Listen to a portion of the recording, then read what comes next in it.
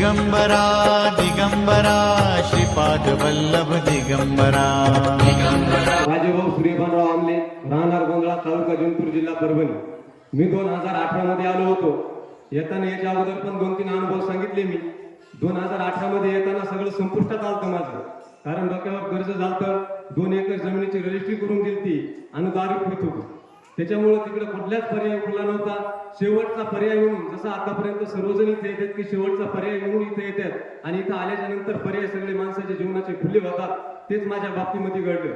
इथं आल्याच्या नंतर दारू फुटली आणि 2 एकर जमिनीसाठी महाराजांना प्रश्न केला की 2 एकर जमीन माझी ताब्यामध्ये रजिस्ट्री करून दिलेली आहे आणि ती माझ्या वस्तू सोडणी होत नाही। 6 वर्ष जमीन दुसऱ्या माणसाकडे राहिली होती।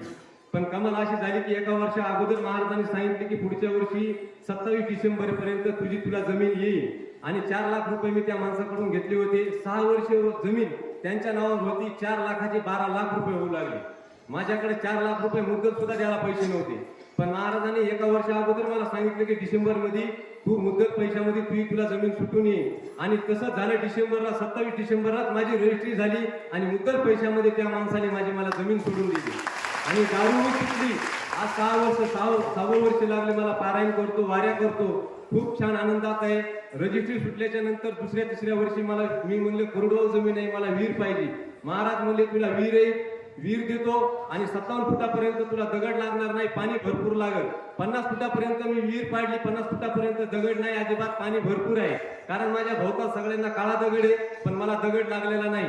दारू सुटली, जमीन मिळाली, कारण जमिनीच्या बाबतीमध्ये खूप गांभीर्याने गोष्ट आहे की ज्या माणसापाशी काहीच नसतं त्या माणसाचं कोणीच नसतं। ही सगळ्यात महत्वाची गोष्ट आहे, कारण आपल्यापाशी पैसा नसला, जमीन त्या माणसाच्या नावावर असल्यामुळे पैसा देण्याशिवाय व्यवहार होत नव्हता। 4 लाख रुपयाचे 12 लाख रुपये जाते, कुठून पैसे देऊ? पैसे नव्हते म्हणून दारू पिऊ लागलो म्हणून क्रेडिट खराब झालं, सगळा व्यवहार सगळा दुःख होतं सगळ्या घरादारामध्ये। असं कुठं शक्यच नव्हतं, पण मलकापूर ही एक अशी भूमी आहे की इथं आल्याच्या नंतरच माणसाचं जीवन नवीन सुरू होतं आणि 6 वर्षामध्ये माझी खूप प्रगती झाली। या वर्षी मी 4 एकरला ठिबक केलं, कापूस आहे, थोडी मिरची आहे, खूप काही सर्व काही चांगलं आहे महाराजाच्या आशीर्वादाने। विहिरीला पण चांगलं पाणी लागलं।